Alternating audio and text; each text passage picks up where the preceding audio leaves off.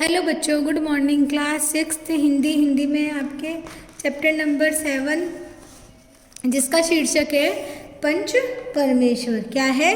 पंच परमेश्वर। यहाँ पर पंच परमेश्वर का अर्थ है कि भाई 5 व्यक्तियों का जो समूह जो होता है उसमें तो इनको क्या माना जाता है? पंच परमेश्वर, यानी कि जिनको ईश्वर के समान माना जाता है। पंच परमेश्वर। जो गांव जो होते हैं, गांवों में जो झगड़े होते हैं या कोई भी समस्या होती है तो उनका जो निवारण है इन पंच परमेश्वर के द्वारा किया जाता है। तो आइए हम पढ़ते हैं कि यह जो कहानी है जो इनके जो लेखक है मुंशी प्रेमचंद जी, इनके द्वारा लिखी गई इस कहानी में हम देखते हैं कि किस तरह जो है पंच परमेश्वर ने निष्पक्ष होकर जो फैसला सुनाया था उसके बारे में यह कहानी बहुत ही अच्छी है। ठीक है। जुम्मन शेख और अलगू चौधरी में गहरी मित्रता थी। यहाँ पे दो है, कौन है? जुम्मन शेख और अलगू चौधरी में क्या थी? बहुत ही गहरी मित्रता थी। क्या थी? बहुत ही गहरी मित्रता थी, दोस्ती थी। एक को दूसरे पर अटल विश्वास था, यानी कि एक दूसरे पर एकदम बहुत ही पक्का विश्वास था। जुम्मन जब हज करने गए, कहाँ गए? हज करने गए थे। ये हज जो होता है एक मुस्लिम हज जो है मुस्लिम तीर्थ यात्रा है। क्या है? तीर्थ यात्रा है। जैसे हम लोग जैसे हिंदू लोग जाते हैं द्वारका, हरिद्वार, तो ये तीर्थ स्थानों पर जाते हैं, वैसे ही जो मुस्लिम लोग जो है हज करने के लिए जाते हैं, इनका यह तीर्थ स्थल होता है। तब अपना घर कौन गया? जुम्मन हज। तब अपना घर अलगू को सौंप गए थे, यानी कि अपना जो घर है अलगू चौधरी जो है उनका बेस्ट फ्रेंड, उनको सौंप के गए थे। हम भी कहीं जाते हैं तो जिस पर विश्वास होता है तो उसी को अपने घर के बारे में सौंप के जाते हैं कि भाई इस घर है, इसका ध्यान रखना। वैसे ही जुम्मन ने भी ऐसे ही किया। और अलगू कौन? और अलगू जो है जब कभी बाहर जाते तो जुम्मन पर अपना घर छोड़ जाते। उन दोनों की मित्रता गांव भर के लिए मिसाल थी। किसकी? जुम्मन शेख और अलगू चौधरी की। दोनों की मित्रता जो है पूरे गांव में उनकी मिसाल थी, यानी कि लोग उनके बारे में अच्छी अच्छी बातें करते थे कि वाह क्या अच्छे दोस्त थे, गहरे दोस्त थे अलगू और जुम्मन। जुम्मन शेख की एक बूढ़ी खाला थी। कौन थी? खाला। खाला यानी मौसी। बूढ़ी थी, उसके पास थोड़ी सी ज़मीन थी।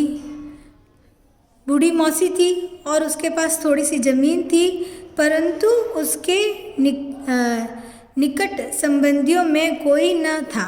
जो खाला जो थी जुम्मन शेख की, उसके निकट संबंधियों में यानी कि उसके पास का रिश्तेदार कोई भी नहीं था। कौन था? जुम्मन। जुम्मन ने लंबे चौड़े वादे करके वह ज़मीन अपने नाम लिखवा ली। यह जुम्मन शेख जो था तो उसने इससे बुढ़िया से जो बहुत ही लंबे चौड़े वादे किए थे और उसकी जो ज़मीन थी खाला की वह अपने नाम लिखवा दी। जब तक ज़मीन की रजिस्ट्री न हुई थी जब तक खाला का खूब आदर सत्कार किया जाता था। रजिस्ट्री, यहाँ पे रजिस्ट्री का है, यानी कि रजिस्ट्री जो है कोई भी ज़मीन ज़्यादा होती है तो उसको कानून के अनुसार कोई लिखित में प्रतिज्ञा पत्र जो होता है सरकारी तौर पर, तो वह जो उसी के सहारे जो होता है कि भी वह नाम उसके हो जाती है कोई भी, तो यह रजिस्ट्री। तब तक खालाजान का, तो जब तक वह रजिस्ट्री उसके ज़मीन की रजिस्ट्री जो थी जुम्मन के जो नाम ना हुई थी, जब तक वह खालाजान की खूब जो है आदर सत्कार किया करता था। पर रजिस्ट्री की मोहर ने इन खातिरदारियों पर भी मानो मुहर लगा दी, और जब वह रजिस्ट्री जो है जुम्मन शेख के नाम हो गई तब उसके बाद में जो है खालाजान का जो पहले जो खूब आदर सत्कार किया जाता था, उसके बाद में वह सब कुछ जो है बंद हो गया। जुम्मन की पत्नी जो थी कर्मीन रोटियों के साथ कड़वी बातों के भी ताने देने लगी। यानी कि जुम्मन शेख की जो पत्नी थी वह रोटियों के साथ में इसको क्या देती थी, ताने भी मारती थी, ताने सुनाती थी। जुम्मन शेख भी निर्दयी हो गए और अब बेचारी खालाजान को अक्सर ऐसी बातें सुननी पड़ती थी। यानी कि जो जुम्मन की पत्नी थी वह उनको बहुत ही गलत बातें, कड़वी बातें सुनाती थी और जो जुम्मन जो था वह भी निर्दयी हो गया था और वह खालाजान को ऐसी बातें सुनने पड़ती थी। बुढ़िया न जाने कब तक जाएगी। अब यह जो बातें इसमें लिखी है, बुढ़िया न जाने कब तक जाएगी, 2-3 बीघे ज़मीन क्या दे दिया, मानो मोल ले लिया, बघारी दाल के बिना रोटियां नहीं उतरती। यहाँ पे बघारी दाल आया, यानी कि जो दाल में अच्छा सा जो दाल को जब वो फ्राई करते हैं तो वो क्या हो जाती है, बघारी दाल। तो यहाँ पे ये बता रहे हैं बघारी दाल के बिना रोटियां नहीं उतरती, जितना रुपया इसके पेट में झोंक चुके हैं उतने से तो अब तक गांव मोल ले लेते। यानी कि यह जो जुम्मन की पत्नी जो है उसको ऐसे ऐसे ताने मारती थी कि भाई थोड़ी सी ज़मीन के पीछे तो बस हमारा जो है जैसे कि हमको खरीद ही लिया हो इसको हमको। कुछ दिन खालाजान ने सुना, काफ़ी दिन हो गए खालाजान सुनती रही, फिर उनसे जो है सहा न गया। पर जब न सहा गया तब जुम्मन से शिकायत की। जब वह ताने सुनकर जब उनकी जो सहन शक्ति जो है ख़त्म हो गई तब उन्होंने जो खालाजान ने है जुम्मन से शिकायत की, परंतु जुम्मन ने उनकी बात पर ध्यान नहीं दिया।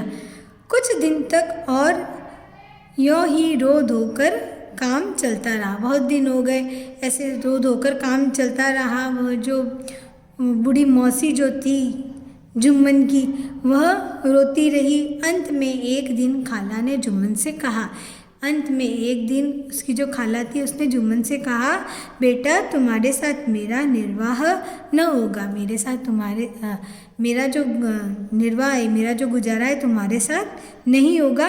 तुम मुझे रुपए दे दिया करो, मैं अपना अलग पका खा लूँगी।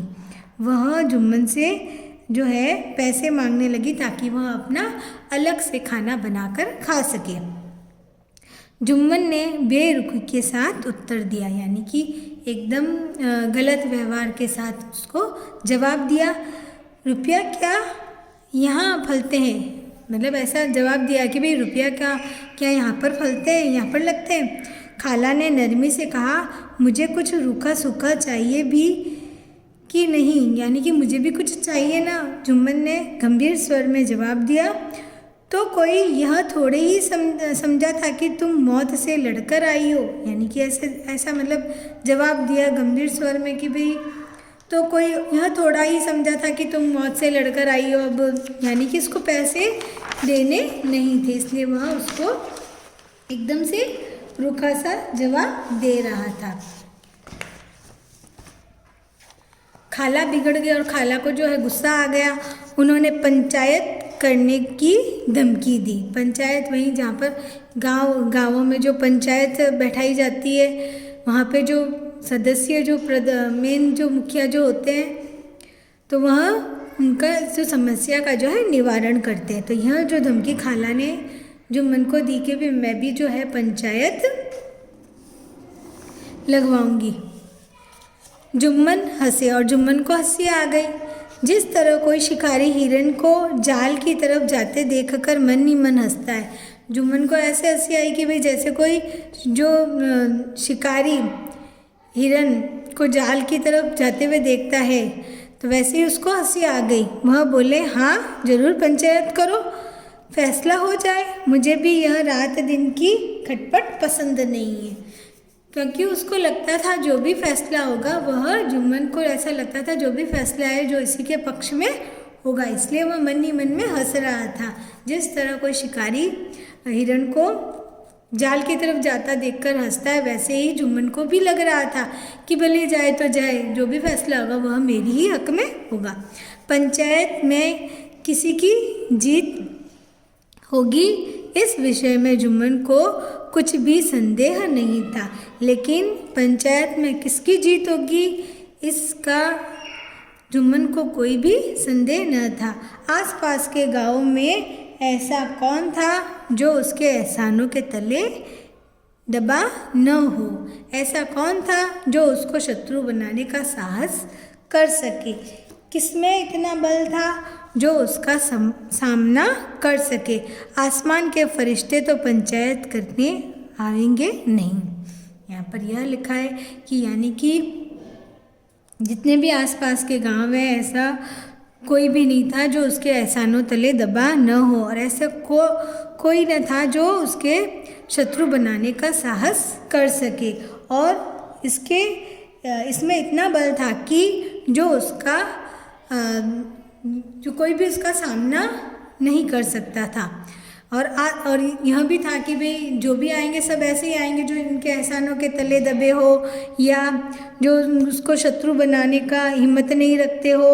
और रही बात कि भाई आएंगे तो यही लोग, और उसमें जो है आसमान के फरिश्ते यानी कि भगवान तो कोई फैसला सुनाने आएंगे नहीं, आएंगे तो यही लोग जो इनसे डरते हो। तो इसलिए ऐसा ही इसको संदेह था कि भाई फैसला जो होगा मेरे ही पक्ष में होगा। इसके बाद कई दिन तक बूढ़ी खाला जो है हाथ में एक लकड़ी लिए आसपास के गांवों में जो है जाती रही। बिरला ही कोई भला आदमी होगा जिसके सामने बुढ़िया ने दुख के आंसू न बहाए। ऐसा मुश्किल से कोई ऐसा जो होगा जो जिसके सामने बुढ़िया ने जो है अपने जो दुख के आंसू नहीं बहाए हो। किसी ने तो यूँ ही ऊपरी मन से हूँ करके टाल दिया, कुछ लोगों ने तो बस हाँ यूँ करके टाल दिया, और किसी ने इस अन्याय पर जमाने की गालियाँ दी। किसी ने तो बस ऊपरी टाल दिया और किसी ने तो इनकी सहानुभूति रखते हुए कहा कि भाई हाँ ऐसे ऐसे है, जुम्मन ऐसा ही है, उसको गालियाँ दी। जुम्मन ने जो अन्याय किया उसके ऊपर गालियाँ दी। चारों ओर से घुमाकर बेचारी अलगू चौधरी के पास आई। अलगू चौधरी कौन? जो उसका बेस्ट फ्रेंड जुम्मन शेख का। लाठी पटक दी और दम लेकर बोली, बेटा तुम भी थोड़ी देर के लिए मेरी पंचायत में चले आना। जो वह पंचायत जो उसने बुलाई थी खाला ने, उसके लिए वह जुम्मन के बेस्ट फ्रेंड के पास भी गई और उसको बोला कि बेटा, कौन था बेस्ट फ्रेंड? अलगू चौधरी। उसके पास गई और बोला, बेटा तुम भी थोड़ी देर के लिए पंचायत में आ जाना। अलगू, अब देखो अलगू ने क्या जवाब दिया। अलगू ने जवाब दिया, मुझे बुलाकर क्या करोगी, कई गांव के आदमी तो आएंगे ही। खाला, अपना दुखड़ा तो सबके आगे रो आई, अब आने न आने की मर्जी उनकी। यह बोल रही है, मैंने तो सबके सामने अपना जो दुख है सबको सुना दिया, पर अब आए या न आए अब उनकी मर्जी। अलगू, यो आने को आ जाऊंगा मगर पंचायत में मुंह नहीं खोलूंगा, यानी कि आऊँगा, आ तो जाऊंगा लेकिन मैं पंचायत में कुछ भी नहीं बोलूँगा। खाला, फिर खाला ने पूछा, क्यों बेटा? अलगू, अब इसका क्या जवाब दूँ, अपनी खुशी, जुम्मन मेरा पुराना मित्र है। अपन को पहले ही पता था कि जो जुम्मन जो था अलगू का जो है फ्रेंड था, दोस्त था, उससे बिगाड़ नहीं कर सकता। यानी कि उसने कहा कि जो जुम्मन जो है मेरा दोस्त है, उसके खिलाफ में नहीं जा सकता।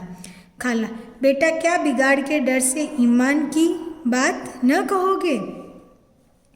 यह खाला ने बहुत ही अच्छी बात कही है कि क्या किसी के बिगाड़ के डर से क्या हमारा जो ईमान है, ईमान की बात नहीं कहनी चाहिए। अलगू इस सवाल का कोई उत्तर न दे सका, पर उसके हृदय में ये शब्द गूंज रहे थे। क्या गूंज रहे थे? जो बिगाड़ के डर से ईमान की बात न कहोगे।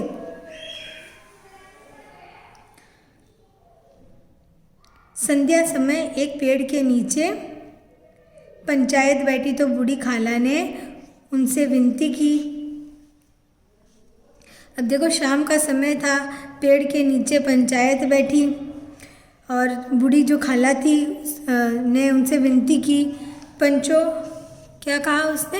पंचो, तो 5 लोगों का जो समूह होता है। आज 3 साल हुए मैंने अपनी सारी ज़मीन जायदाद अपने भांजे जुम्मन के नाम लिख दी थी। इसे आप लोग जानते ही होंगे। जुम्मन ने मुझे उम्र भर के लिए रोटी कपड़ा देना कबूल किया। यह बात उसने वापस से पंचों के सामने रखी। साल भर तो मैंने इसके साथ रो धोकर काटा, पर अब रात दिन का रोना नहीं सहा जाता। मुझे न पेट की रोटी मिलती है, न तन का कपड़ा मिलता है। तुम्हारे सिवा और सबको अपना दुख सुनाऊं, यानी कि तुम्हारे सिवा और किसको अपना दुख सुनाऊं। तुम लोग जो राह निकाल दो उसी पर चलूं। मैं पंचों का हुक्म अपने सिर माथे चढ़ाऊंगी। यह इसने कहा कि भाई जो इसने वादे किए थे वह इसने पूरे नहीं किए। अब जो है तुम ही लोग हो जिनके सामने मैं अपना जो दुख सुना रही हूँ, और तुम्हारे सिवा मैं किसके सामने अपना दुख सुनाऊँ। और तुम लोग जो फैसला करोगे उसी पर मैं चलूँगी। मैं पंचों का जो हुक्म है वह अपने सिर माथे रखूँगी, यानी कि जो भी तुम फैसला सुनाओगे उनको मैं मानूँगी। रामधन मिश्र बोले, जुम्मन मियाँ किसे पंच बनाते हो? यानी कि जुम्मन से पूछा कि तुम किसे पंच बनाते हो? अभी से इसका निपटारा कर लो, फिर जो कुछ पंच कहेंगे वही मानना पड़ेगा। यानी कि गांव में जो भी पंच जो कहते हैं वह बात सबको माननी पड़ती है। इसलिए रामधन मिश्र ने यह बात कही कि भाई जो कुछ भी है पंच कहेंगे वह तुम्हें मानना पड़ेगा। जुम्मन को इस समय सदस्यों में विशेष कर वे ही लोग दिखाई पड़े जिसने किसी न किसी कारण उसकी शत्रुता थी। यानी कि इस लाइन में यह है कि भाई जो जुम्मन जो था, जहाँ इस समय जो लोग पंचों में खड़े थे तो उस समय वही लोग खड़े थे जिनसे उसकी किसी न किसी कारण से कोई ना कोई दुश्मनी थी। तो जुम्मन बोले, पंचों का हुक्म अल्लाह का हुक्म है। खालाजान जिसे चाहे उसे बनाए, मुझे कोई फ़र्क नहीं पड़ता है। इसने भी बात यही कही कि भाई जो खालाजान जो मौसी जो है जिसे बनाए पंच, जिसे चाहे उसे बनाए, मुझे कोई फ़र्क नहीं पड़ता। और जो पंच हुक्म करेंगे उसका हुक्म जो है अल्लाह का, यानी कि वह जो कहेंगे वह जो है भगवान का हुक्म होगा। वैसा ही खालाजान जुम्मन को समझ गई। वे बोली, तुम्हारा किसी पर विश्वास न हो तो जाने दो। अलगू चौधरी को तो जानते हो। अलगू चौधरी के बारे में, जो उसका दोस्त था उसके बारे में बोली, अलगू चौधरी को तो जानते हो, लो मैं उन्हीं को सरपंच बनाती हूँ। खालाजान ने भी यही बात कही, भाई तुमको दूसरे पर विश्वास नहीं, क्योंकि जो भी जितने लोग थे वो सब उसके शत्रु थे। तो खालाजान ने भी उसका विश्वास रखने के लिए उसी को बनाया जो कि उसका दोस्त था, पक्का दोस्त था, उसी को सरपंच बनाती है। जुम्मन शेख आनंद से फूल उठे, यानी कि जुम्मन शेख को बहुत ही ज़्यादा खुशी हुई, परंतु भावों को छुपाकर, लेकिन वह बाहर जो अपने जो भाव थे खुशी के वह बाहर व्यक्त नहीं करना चाहते थे। बस वो छिपा कर बोले, अलगू ही सही, मेरे लिए जैसे रामधन वैसे अलगू। अलगू इस झमेले में फंसना नहीं चाहते थे। बोले, खाला तुम जानती हो कि मेरी जुम्मन से गहरी दोस्ती है। अलगू जो पहले ही मना किया था कि भाई मैं कुछ नहीं बोलूँगा, और उसी को खाला ने सरपंच बना दिया, तो अब वो बोल रहे हैं कि तुम्हें तो पता ही है जुम्मन जो है मेरा मेरे लिए रामधन वैसे ही अलगू। यहाँ पे है जुम्मन की गहरी दोस्ती, उसने यही कहा। खाला ने गंभीर स्वर में कहा, बेटा दोस्ती के लिए कोई अपना ईमान नहीं बेचता है। पंच के दिल में खुदा बसता है, पंचों के मुंह से जो बात निकलती है वह खुदा की तरफ से निकलती है। कहा जाता है कि भाई गाँवों में जब सरपंच जो बैठती है पंचायत, तो यहाँ पे जो इनकी जो बात जो है, यह जो फैसला करते हैं, इनका जो निर्णय जो होता है वह एकदम भगवान का फैसला के समान माना जाता है। बोलते हैं इनकी जो वाणी जो होती है वह ईश्वर की वाणी मानी जाती है। अलगू चौधरी सरपंच हुए। रामधन मिश्र और जुम्मन के दूसरे विरोधियों को यह अच्छा नहीं लगा। अब ये जो रामधन मिश्र थे और उनके जो दूसरे विरोधी जो थे, जुम्मन के जो दूसरे शत्रु जो थे, उनको यह अच्छा नहीं लगा, क्योंकि उन सबको ऐसा लगता था कि भाई जो यह अलगू जो है जुम्मन का दोस्त है, तो वह जो फैसला जुम्मन के हक में ही सुनाएगा। अलगू चौधरी बोले, शेख जुम्मन, हम और तुम पुराने दोस्त हैं। जब काम पड़ा तुमने हमारी मदद की और हम भी जो कुछ बन पड़ा तुम्हारी सेवा करते रहे, मगर इस समय तुम और बूढ़ी खाला दोनों हमारी निगाह में बराबर हो। तुमको पंचों से जो कुछ कहना हो खुलकर कहो। यानी कि अब जब अलगू जब सरपंच बने तब उन्होंने यह बात अपने दोस्त जुम्मन शेख से कही कि भाई खाला, बूढ़ी खाला और तुम इस समय जो है मेरी निगाह में क्या है, बराबर हो, एक जैसे हो। जुम्मन को पूरा विश्वास था कि अब बाजी मेरी है। अलगू यह सब दिखावे की बातें कर रहा है। शांत चित्त होकर बोले, पंचो 3 साल हुए खालाजान ने अपनी जायदाद मेरे नाम कर दी थी। मैंने उन्हें उम्र भर के लिए खाना कपड़ा देना कबूल किया था। खुदा गवाह है, यह बोल रहे कि भगवान जो है गवाह है, मैंने इनको पूरी उम्र के लिए खाना और कपड़ा देना कबूल किया था। कबूल यानी एक्सेप्ट किया था।